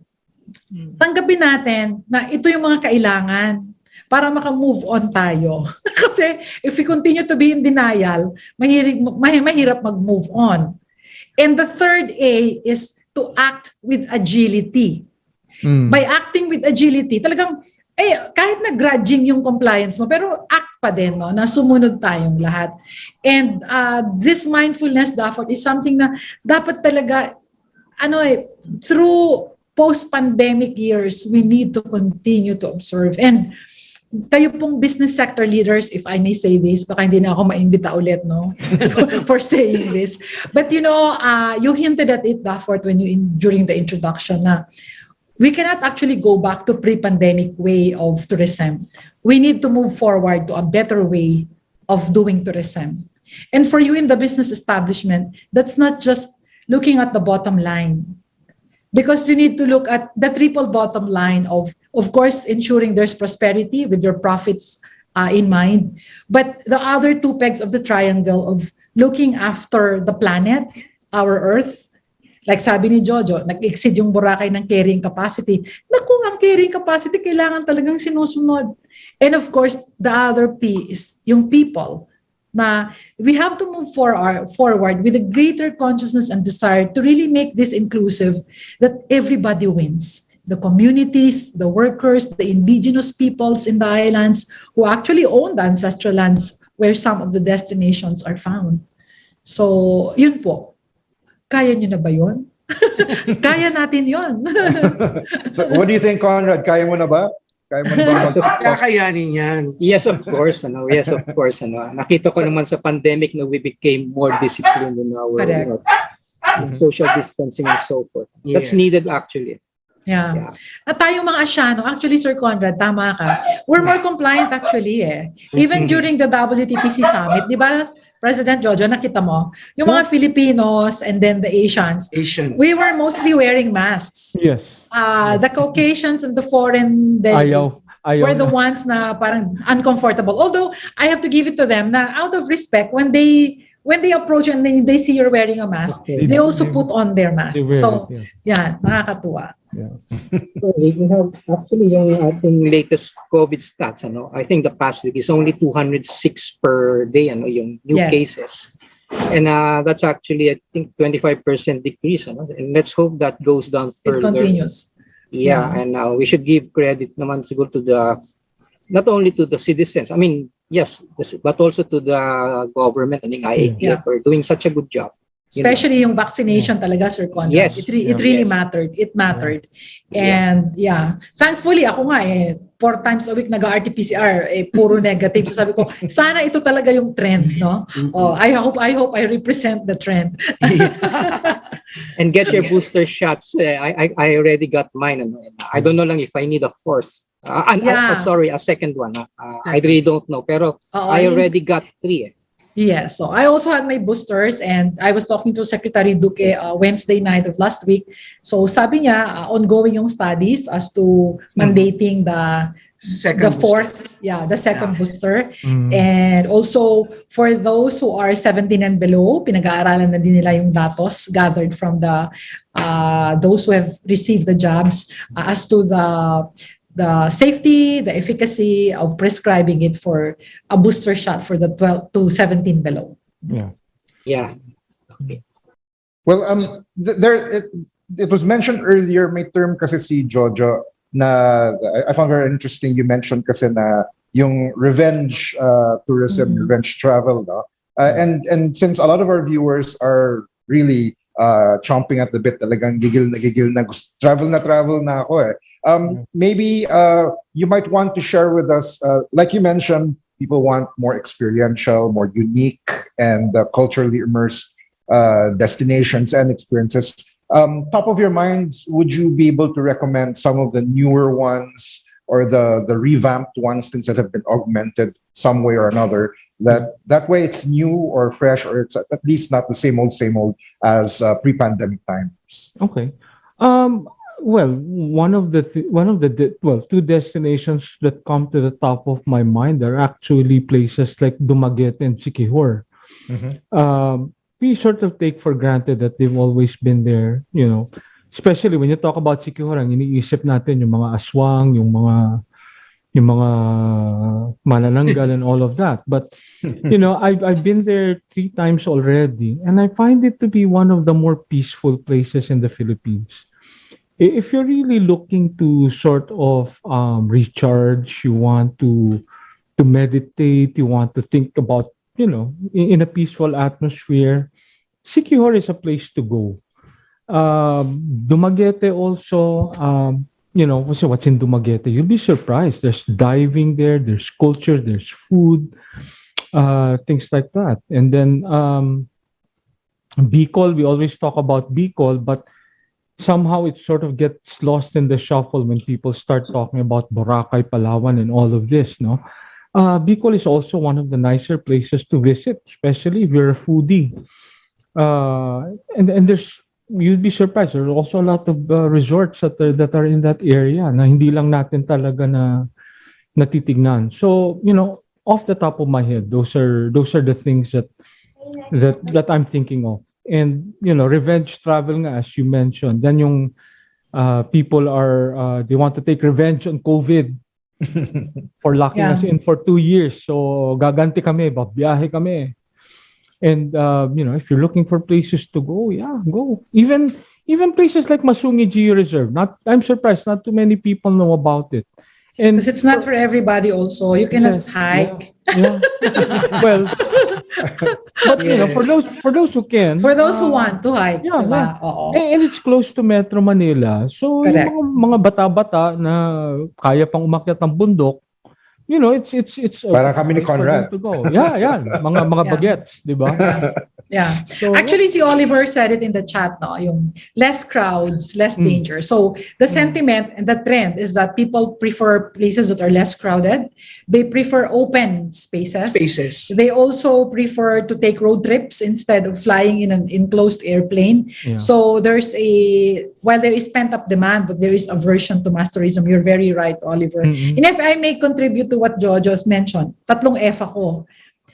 Yung faith tourism, lahat yata tayo nagdasal, tayo lang yata yung bansa who continue to pray the Oratio Imperata every day during Mass.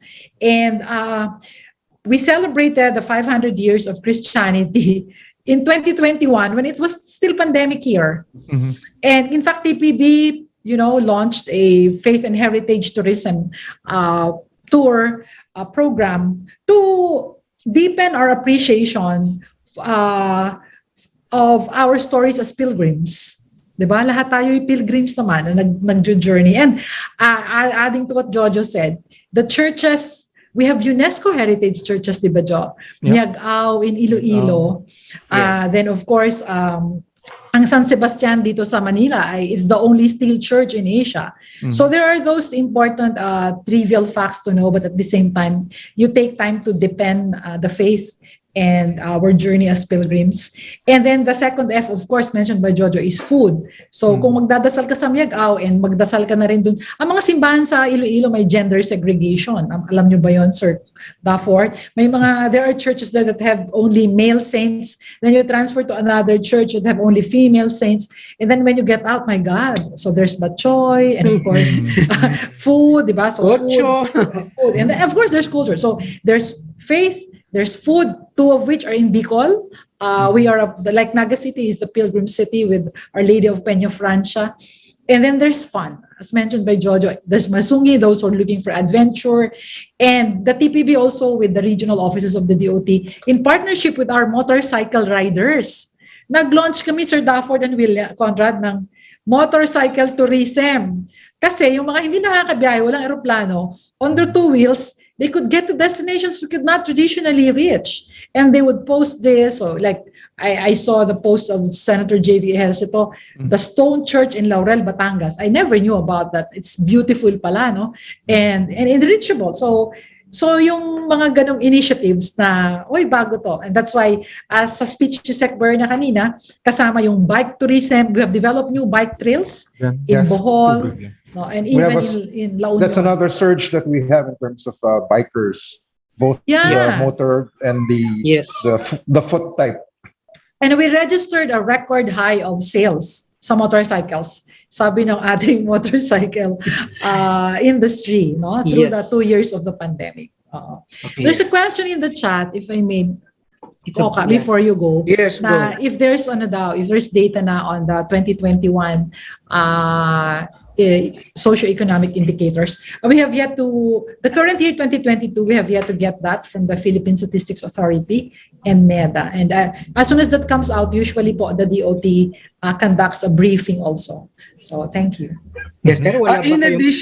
In addition to Attorney Aliones, I would like also to, as part of your destination later on when you travel, we have a lot of museums and galleries all over the country. Or even here in Metro Manila, I hope you could pay visit No, we, as mentioned by Attorney Aliones, we just have celebrated the 500 years of the journey of Magellan. We have one floor at the National Museum of Fine Arts dedicated during the journey of Magellan as he traveled all over the country, the Philippines. So rediscovering, no, our cultural and heritage, visiting galleries and of course the museums would also enrich our appreciation ayun sa pagiging Pilipino natin. Yun po ang ma-add ko. Yes, attorney. At syempre, yung shopping. Yes, of course. Don't forget. Nakakamiss na. Kasi iba pa rin yung online. Di ba, President Yes. Jo? Iba yung online shopping dun sa nasusukat mo yung damit. Correct. Nahawakan. Nahawakan at nakikita Naamoy kung mo yung may... tela. Oo. Di ba? Talagang... At magkaroon ng yung tawaran. No? Correct. Yun. Yun. Oo, importante yun. Oh, huwag Kahit na makipagtawaran sa sa Grab rider, di ba? Oo. Yung ano na lang. Yes. Negotiating. I think Conrad has a question from our one of our business reporters, EJ Gomez. One of our reporters wants to ask if there are any projections for tourism growth this year. Kahit projections lang for the sector and how much will it contribute to the country's GDP. Naku. So, Yeah, actually the WTTC data, diba? Their briefing shared statistics in terms of very positive, optimistic forecast in terms of contribution of the tourism to the economy. So they're actually saying like an incremental growth of even 6.7%. So, but that's, although yun nga, sabi nga namin ni President Jojo, mukhang masyadong optimistic yun, no? In addition to that 12.7 that we've had in 2019. Yeah. The difficulty, Sir Conrad, in projecting, no, moving forward 2022 onwards, is that parang wala na kaming pagbabasihan from 2021, 2020. Parang na-reset lahat So, the way I look at it is parang yung statistics natin from pre-pandemic parang rendered useless na yun kasi this is a pretty new situation that we have now. So, ang mangyayari dyan as we move on 2 to 3 years down the line, 2022 will probably be the baseline year. I don't know if there is a formula that we can use now to project where we will be by December of this year, pero wala Anything is, there are so many things up in the air, and you have so many factors to consider that it's, I can just give you any number right now and pwedeng tumama, pwedeng hindi. The most conservative projection I'm giving right now is that by the end of 2022, I think it is not out of the realm of possibility that we will hit about 1 to, let's say, 1.2, 1.3 million foreign arrivals by the end of this year. okay.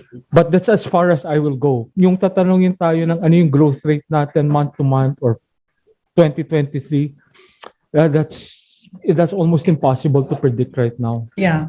And if I may add, let me bring us back to the discussion on sustainability, because yun nga yung this has been running through my head during the WTTC summit, that we keep talking about sustainability and inclusion, and yet the parameters, the measures are still in terms of receipts and arrivals. And to me, yun nga not everything that counts can be counted. So I look forward to a day when we can really come up with indicators that capture sustainability, like how many families of indigenous peoples have been lifted out of poverty because of tourism in that area, rather than just having counters of how many arrivals did we have for the year, for the month, etc. So yun po. Perhaps we could have a reward and recognition system for people who actually push those initiatives in terms of tourism. That could be a mechanism perhaps that would encourage them more to be able to just get more into the sustainability angle of the sector. Yes. Agree. We do have it's more of a comment, but I'll phrase it in question form na lang, that Billy Ansiro says, basically, he hopes that we could encourage more cruise ships since we have a lot of beautiful historical places and islands. So perhaps the question would be, how could we encourage more cruise ships to visit our that really compels us to do our homework, part of which we've done, even through the summit. Our counterparts at the DOT who conduct market development, they've met with huge cruise ships, because it also happens that the chairman of WTTC, Arnold Donald, is actually chair of the Carnival group now that runs different huge cruises around the world. And so I don't want to preempt that, but there's so much to look forward to in terms of potential, and not just for us as a stop, as a checkpoint stop for the ships, but they're also looking in terms of, building capacity for actually shipbuilding, yung mga ganon ang usapan. So, and that's really very good, because that's also part of the Philippine development plan to develop cruise tourism. Yeah. Subic actually, even before the pandemic, used to receive visitors from cruise ships. And the Region 3 of the OT under Carol is working on reviving that and luring back those cruise ship tourists to Subic port. Thank you. To add to that, one of the things also that we need in the Philippines, and I talked about it earlier in my slides, was the investments. We need to have like passenger terminals also. Like in Hong Kong, we always see the cruise ferry terminal there. We need to have facilities like that can also be a destination in themselves to attract the cruise lines to come to the Philippines. As of now, kasi when they dock into Manila, doon pa rin sila sa North Pier, and it's not really enticing. Once you come in, parang di ba?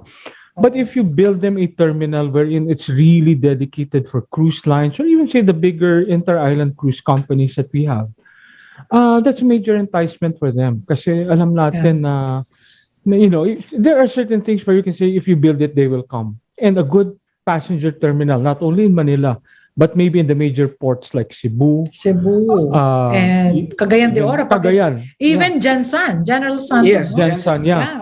So if you have these kinds of infrastructure in those areas, it becomes easier for us to market it. We've been able to get cruise lines to come here, as CEO Otonet said, pero pwede pang paramihin yun. Pakita lang natin that we can actually accommodate, especially the mega ships. If we can do that, well, And actually, Sir Jojo, iniisip ko nga, even domestically, Dafford, we have 7,641 islands. So I'm talking to those who are in the business na, kahit from Manila, for example, from Manila to Coron, if you have cruise ships that ply this route domestically, so tayo, magbo-workshop tayo dun sa barko, di ba, habang papunta doon. Pagdating doon, R&R ka na.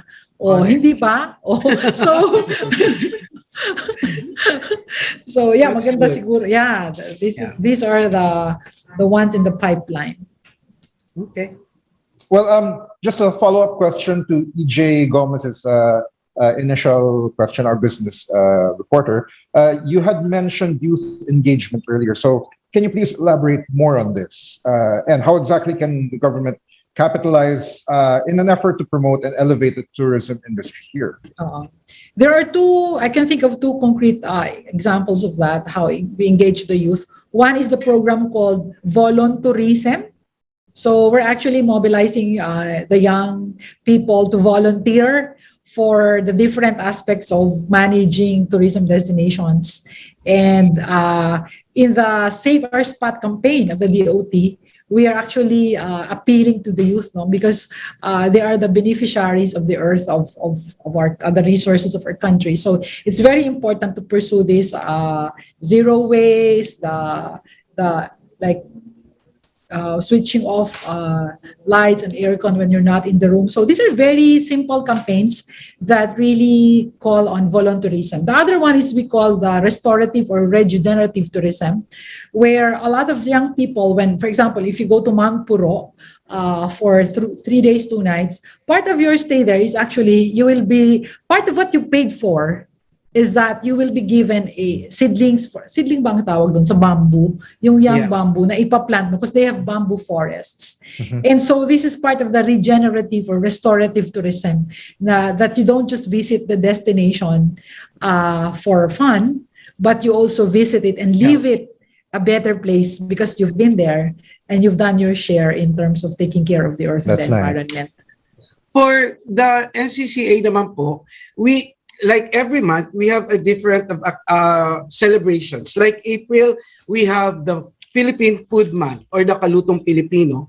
So part of every monthly activities or events we do is that we dedicate an online short film amongst the youth, no, a competition using just their cell phones, no, with giving stories out of the theme that we promote for the month, and then we give incentives to them. In that way, they also have enriched their creativity and understanding of what are we celebrating every month. On May, we are celebrating the National Heritage Month. So we dedicate each activity or event in dedicated for the youth to come up with short films about the celebration. And we give incentives. Yun po.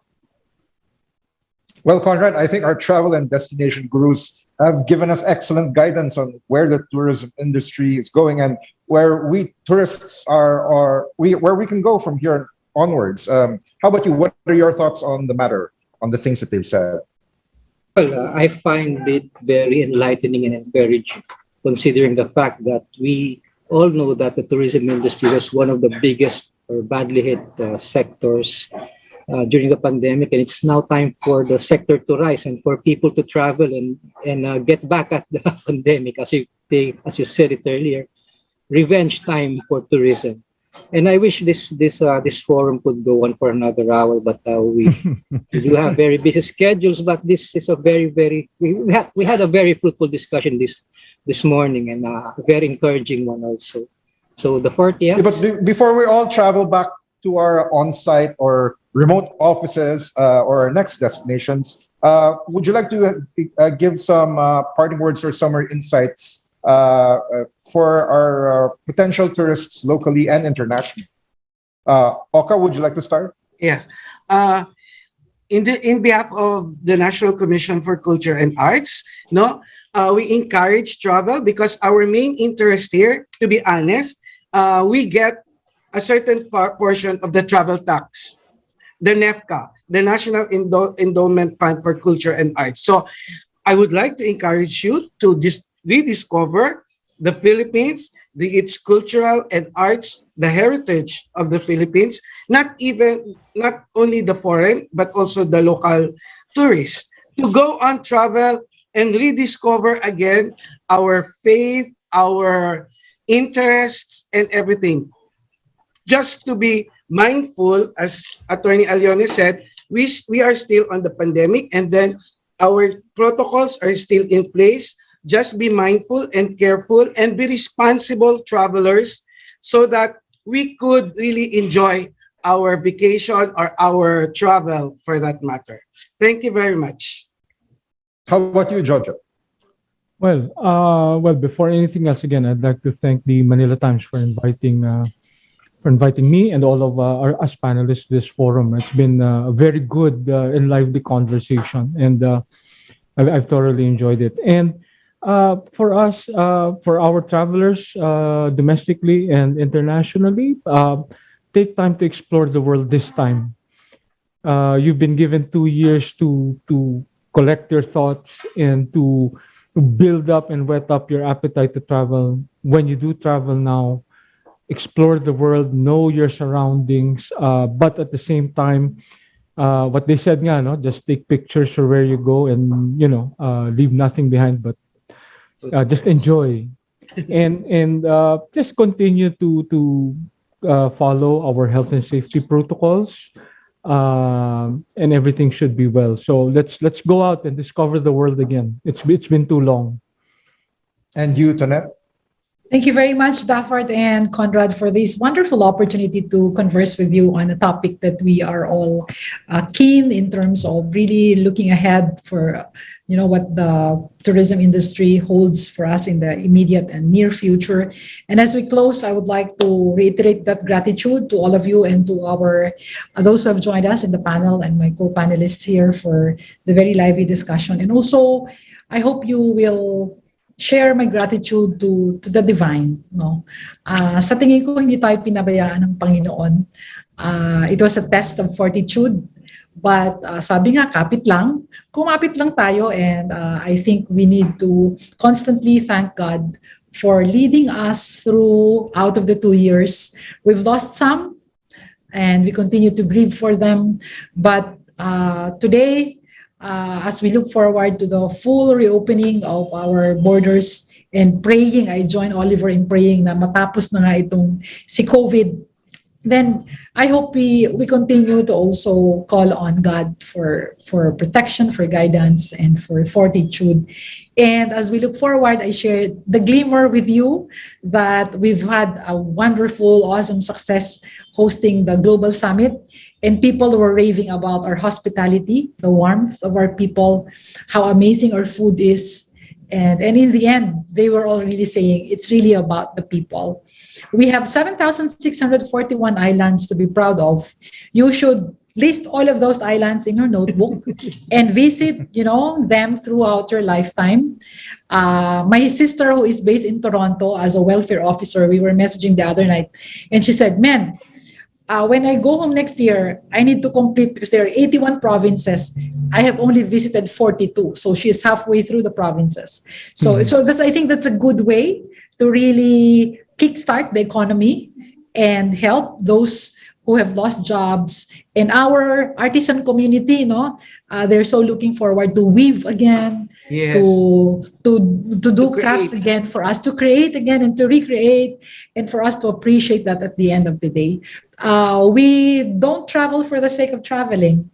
We travel to touch lives, to enrich our own persons. And I think by that measure, it is a great way to reconnect to the divine. Thank you very much, and God bless.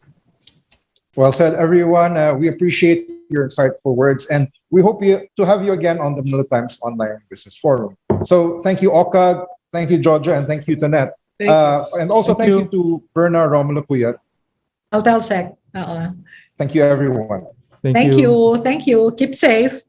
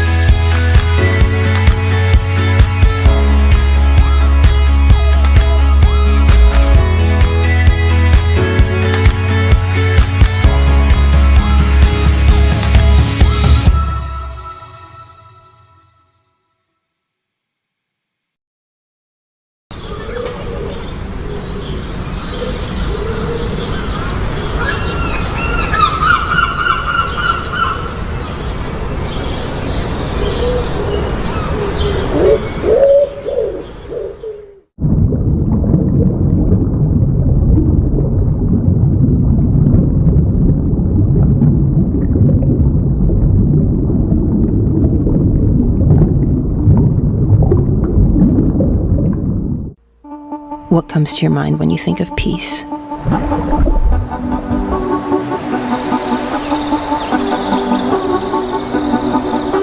I think of a quiet paradise, and I open my eyes, because it's right here.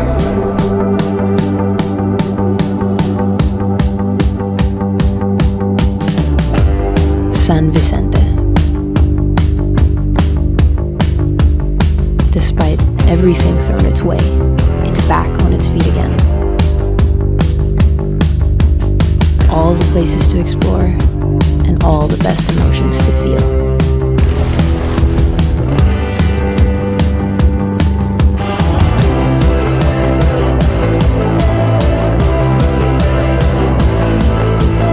Experience this paradise with Sunlight Air.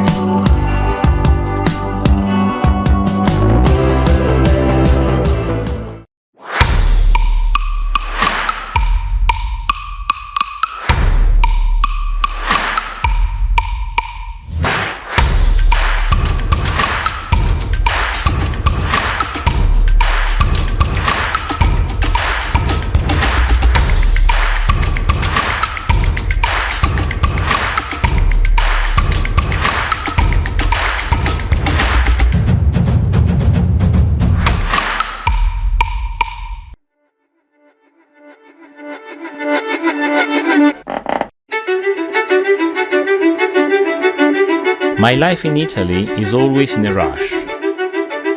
The days are hectic, but I have always dreamt of a different life.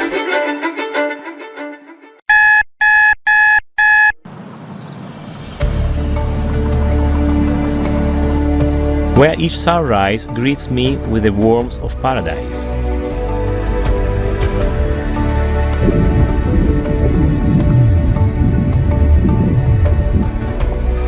Where turquoise waters and limestone cliffs are my backyard. Where fish don't swim in glass cases.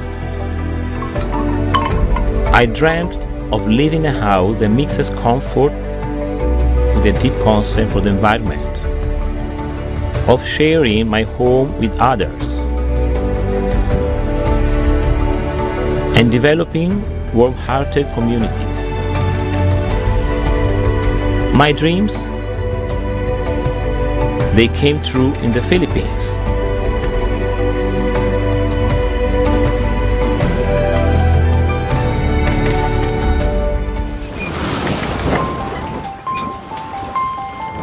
Ten years ago, when my younger sister died, I realized that life is too short. So I left my life in Italy as an economist and sold my house, my car, and all my businesses. I boarded my boat and decided to sail around the world, visiting different countries every couple of months. But things changed when I arrived in the Philippines. In 2013, I needed to apply in advance for an Indonesian visa. The nearest consulate on my route was in Davao, but what was supposed to be just a quick stopover turned into love at first sight. I knew I would keep coming back. I explored other Philippine islands and eventually found my new home in Coron. The island has everything I wanted for my dream retirement. Warm weather, breathtaking natural formations,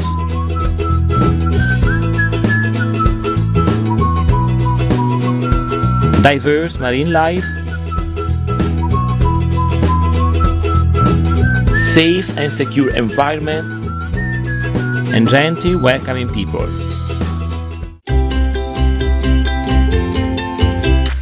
Thanks to the special resident retirees visa, I've been living in Coron for the past 4 years. It's a lifetime visa, which means I don't need to renew it. It also allows me to return to the Philippines anytime I want. No hassles, no frills. And although it wasn't in my plans, this visa also allows me to work here in Coron.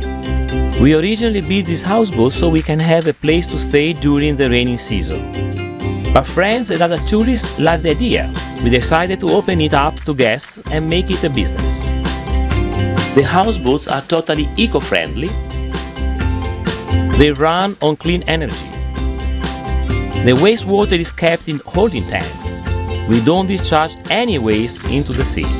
Twice a day, the waste is transferred to a 6-stage concrete septic tank in another island, where it's treated properly. This way, the lagoon stays pristine.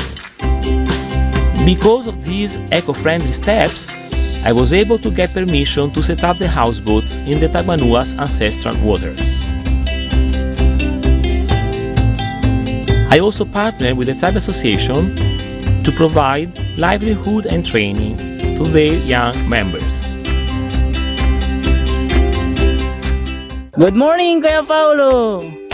Salamat po, Kuya Jeffrey. Living in the Philippines is a dream. Here, I found a home. Here, I found a family. I've been to 120 countries. But the Philippines is the only one that made me want to stay.